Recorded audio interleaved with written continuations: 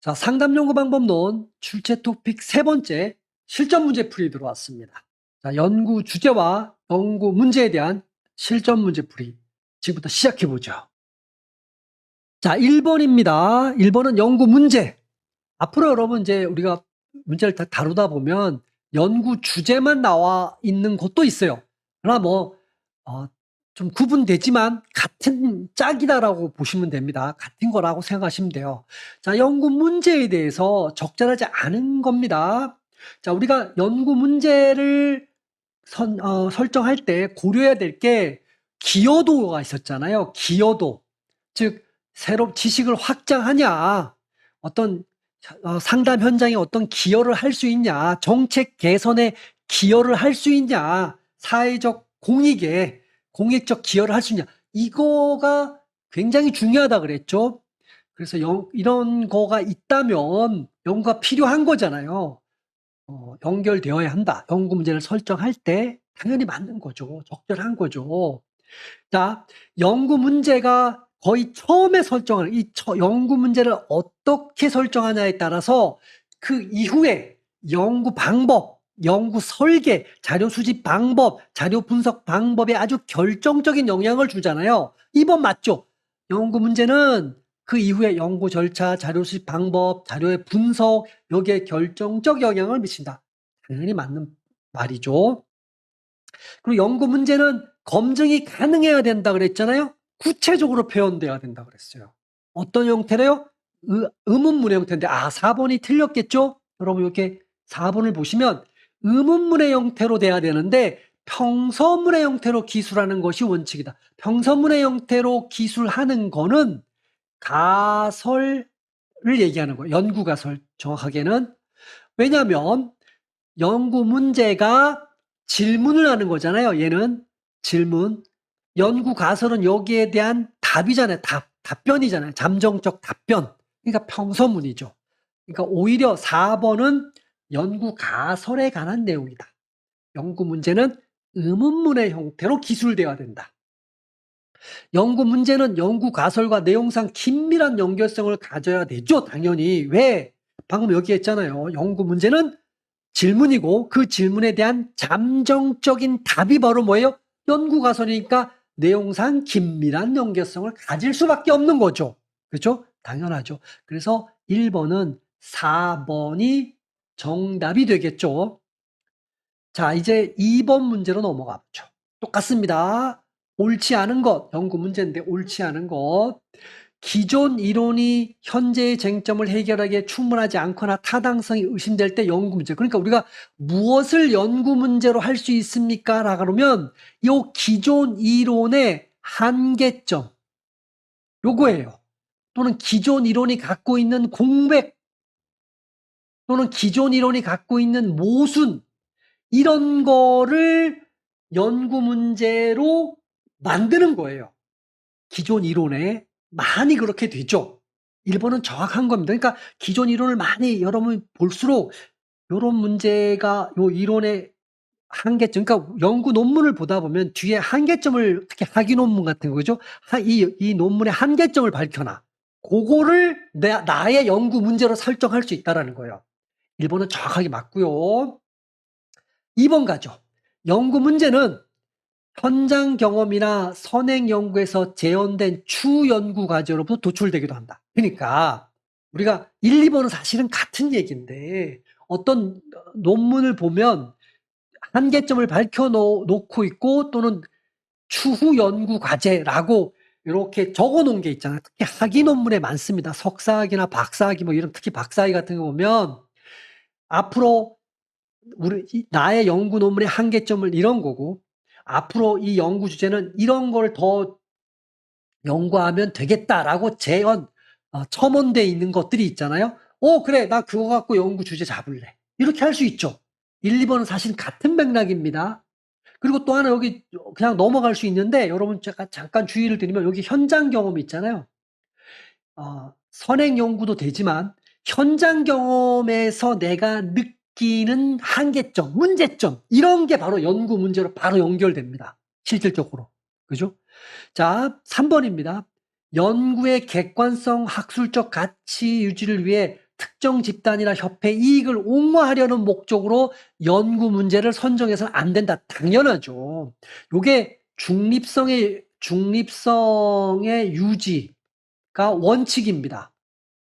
그러니까 이건 어떤 특정 집단의 이익을 옹호하기 위해서 만약에 내가 만든다.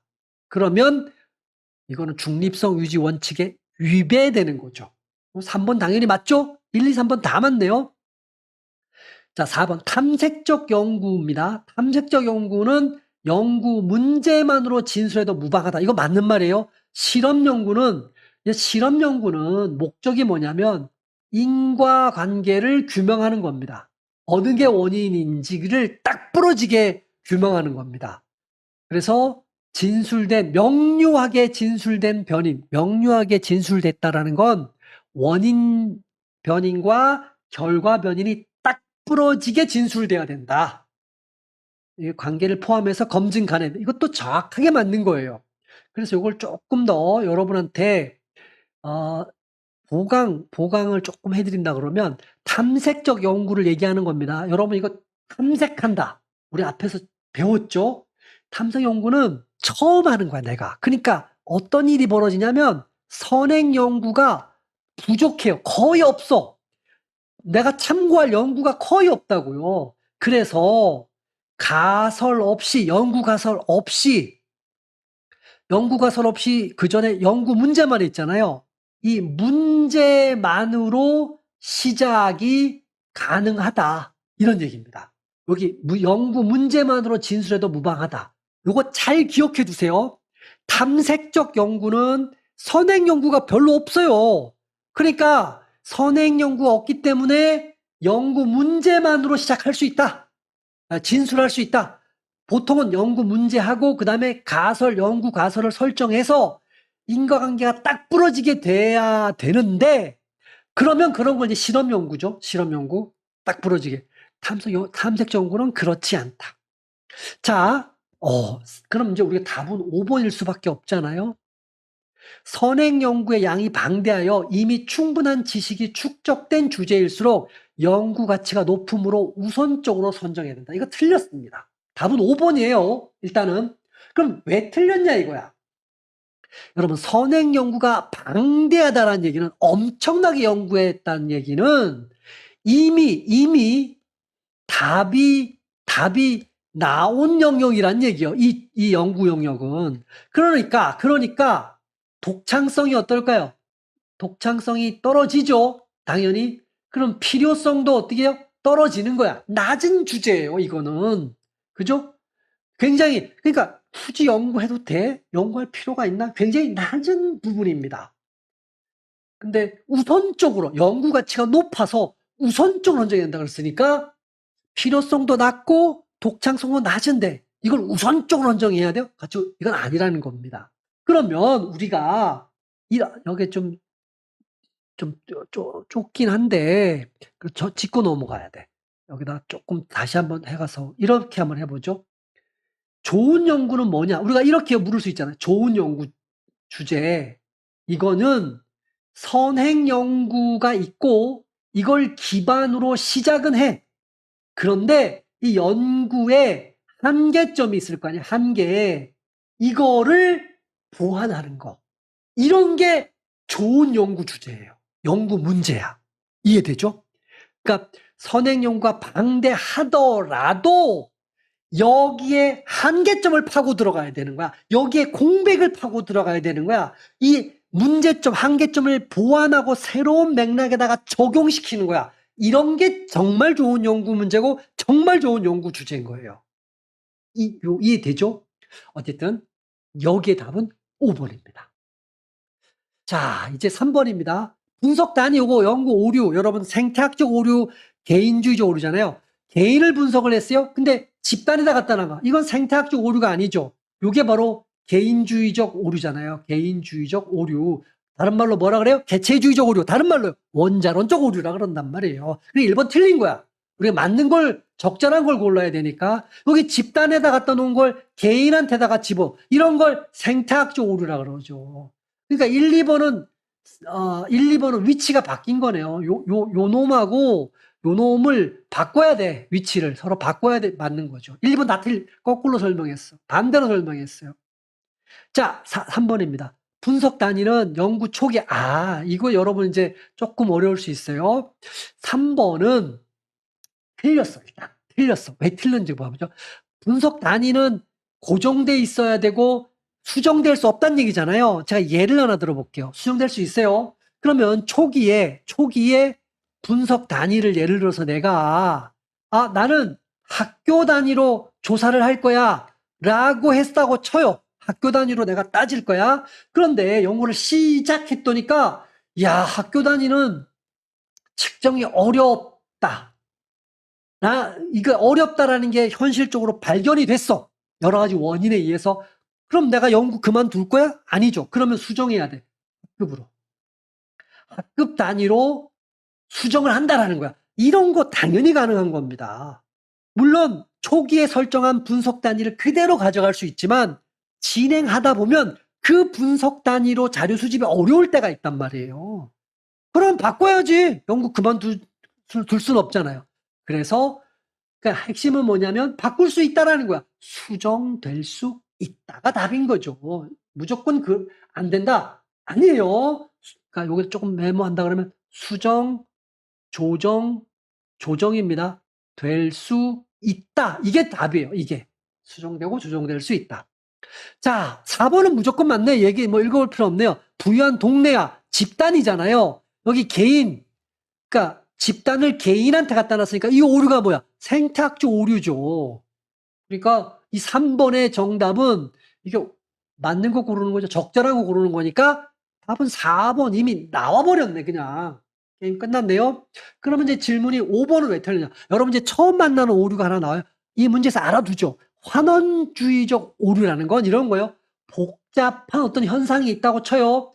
그것을 어떻게 할까? 아주 극단적으로 내면 하나의 요인이라는 건 원인이라고 생각하셔도 돼요. 요인으로만 설명하는 거야. 하나의 요인.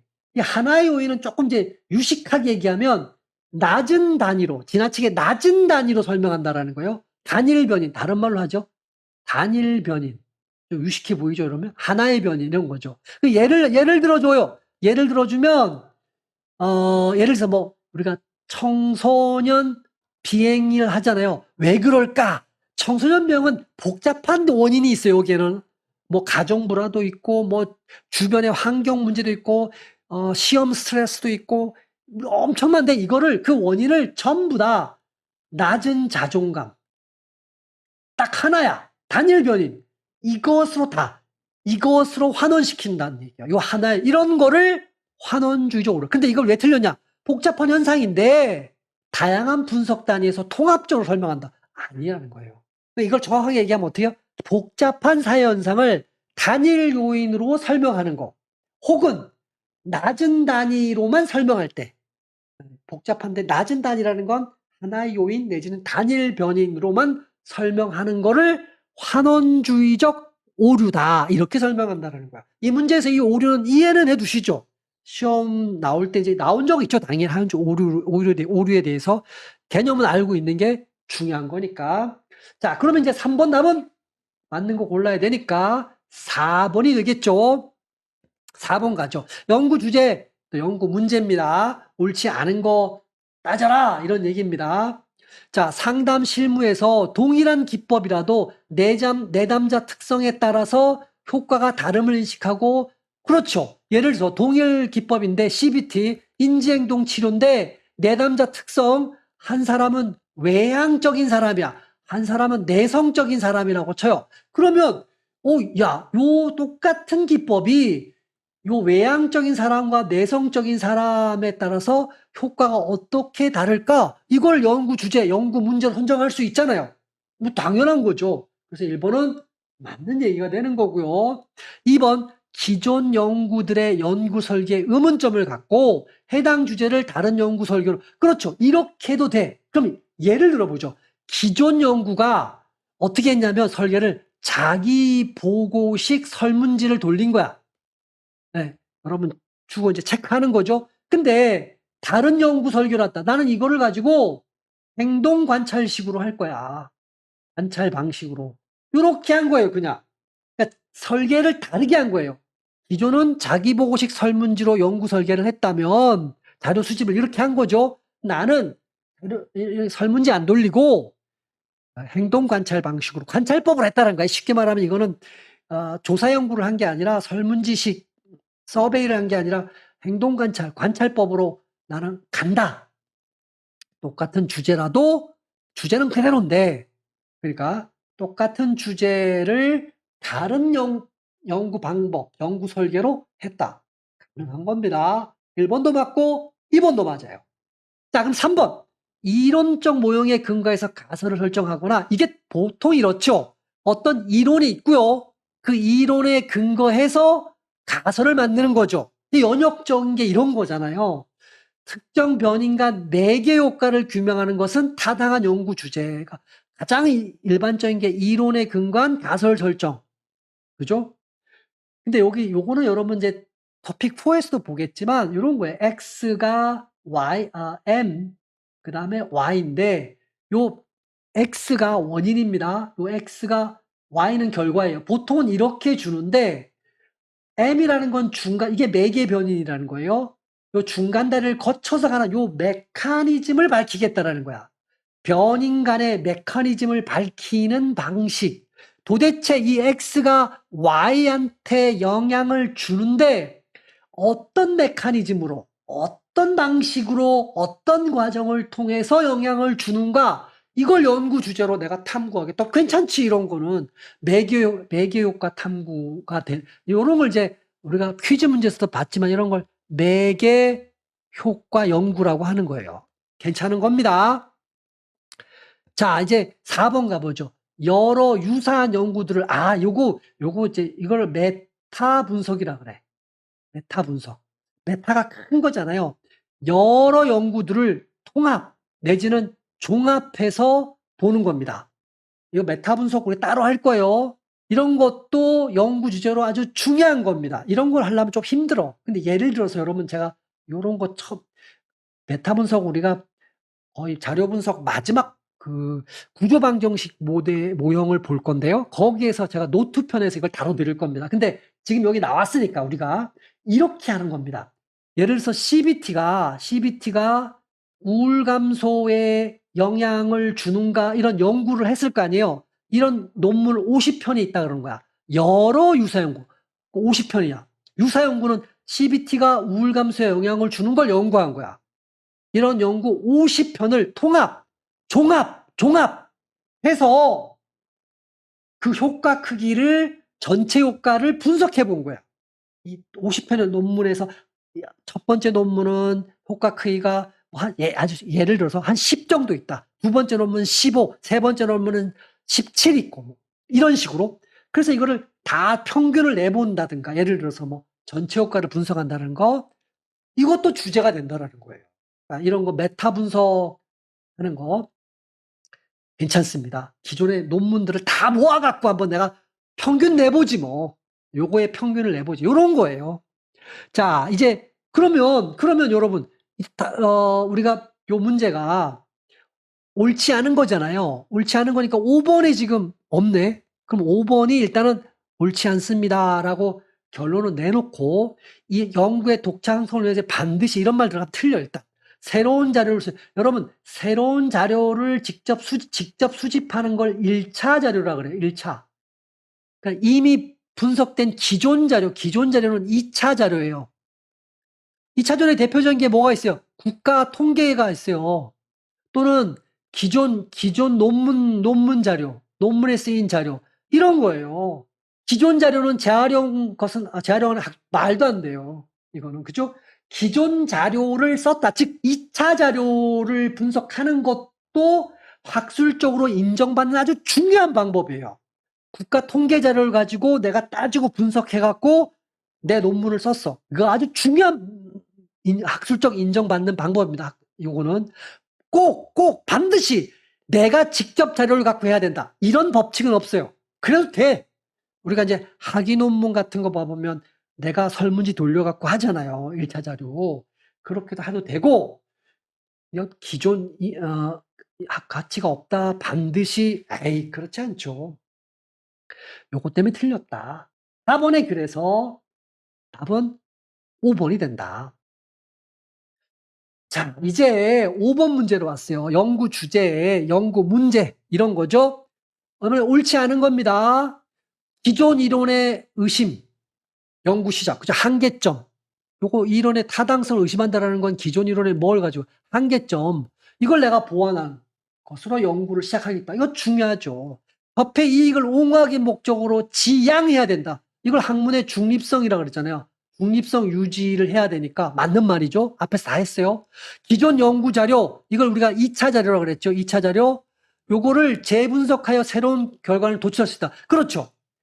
내가 1차적으로 내가 직접 자료를 수집해서 할 수도 있지만 기존 자료, 2차 자료를 재분석해 갖고 새로운 결과를 도출할 수 있는 것도 아주 중요한 학문적, 학술적 인정받는 방법이다.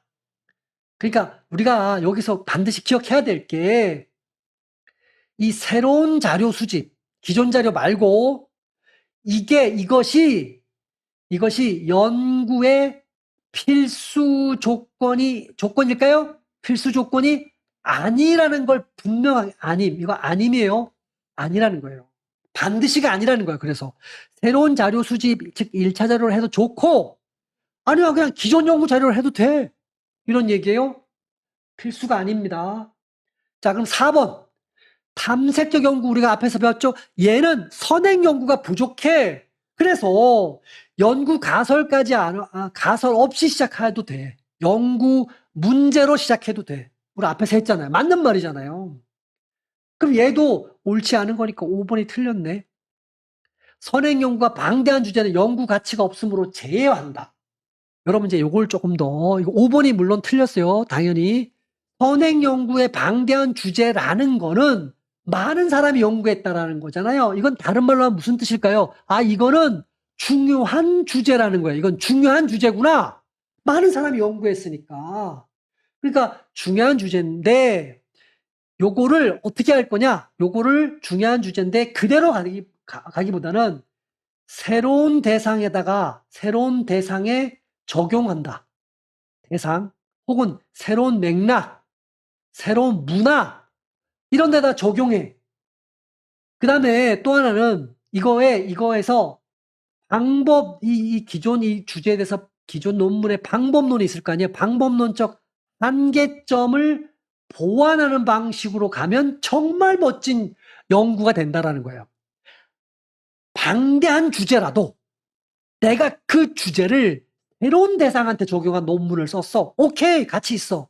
방대한 주제라도 기존에 썼던 방법론과 다른 방법론 혹은 그 방법론의 한계점을 보완하는 방식으로 내가 연구 주제를 활용했어. 오케이, 그럼 같이 있어. 이렇게 얘기하는 거예요. 그래서 5번은 가치 없다 그랬으니까 5번은 우리가 옳지 않은 거니까 5번이 되겠죠. 뭐 이건 명확하잖아요. 여러분 거의 주제가 지금 반복되고 있죠. 자, 이제 6번입니다. 연구 문제 선정에서 옳은 겁니다. 연구 문제는 수행 가능성 이거 반드시 고려해야 되죠. 변인 간의 관계를 명확하게 진술해야 됩니다. 이건 얘기할 필요가 없네요. 옳은 거니까 1번이네요. 2, 3, 4, 5는 틀렸네요. 왜 틀렸는지 봐보죠. 모든 상담 연구를 반드시 들어가면 안 돼. 연구 문제와 가설을 동시에 진술한다. 여기에 예외가 있잖아요. 예외에. 어떤 연구? 탐색적 연구는 뭘로 시작할 수 있어요?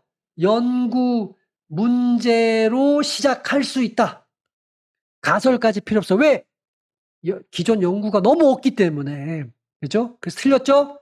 현장 실무 경험에서 얻은 현장에서 의문점으로 연구 문제를 선정할 수도 있죠. 없다 그랬으니까 틀린 거야. 실무 경험을 바탕으로 보통 그렇게 많이 논문을 쓰죠. 기존 데이터를 재사용한 것은 기존 데이터를 재사용한 이거는 독창성이 없으므로 불가능하다. 이것도 벌써 틀렸죠. 기존 데이터를 한다는 건 2차 자료 얘기하는 거예요. 2차 자료. 기존 연구. 2차 자료도 앞에서 충분히 설명했습니다. 이것도 내가 새로운 해석, 새로운 대상, 새로운 맥락에다 적용한다든가 그 자료의 방법론을 보완하는 방식으로 하면 독창성이 있는 겁니다. 그렇게 되면. 그래서 이 문장은 완전히 틀렸다. 연구 문제는 가치 중립적이어야 됩니다. 안 와도 무방하다가 아니라 그래서 특정 이익 집단이나 특정 가치를 옹호하기 위해서 연구 문제를 설정하면 안 된다가 정설이었잖아요. 그죠?